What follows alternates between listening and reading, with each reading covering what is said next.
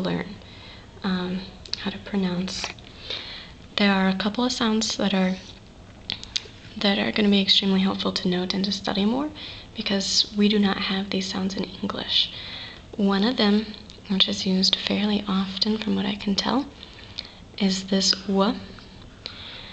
In Sinhala, they do not have a sound for, or they do not have two different symbols to write w and v.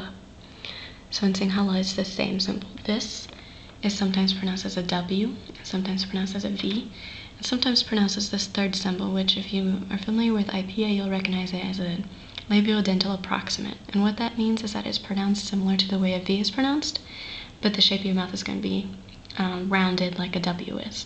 So that's like a W sound. Another one is this. This is a dentalized T.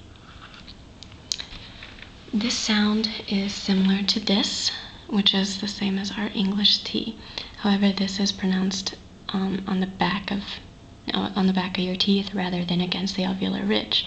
Sometimes people will say this sound is similar to the theta sound in English, like in the word think, for example. It isn't, however, because in English, this sound is pronounced between your teeth. It's an interdental sound. This is not interdental. It's a completely different sound pronounced against the back of your teeth. It's dentalized. If you're a visual person, I can draw a really quick drawing for you. It's sometimes really easy, sometimes it's very helpful for me to be able to actually see what it is I'm trying to explain or trying to learn. Here's like a cross-section of a person's face, the lips, chin, nose, teeth. This is the alveolar ridge. This is where we pronounce our T's. So in English, the T is pronounced here. A TH sound pronounced between the teeth. This sound is pronounced exactly between those other two sounds.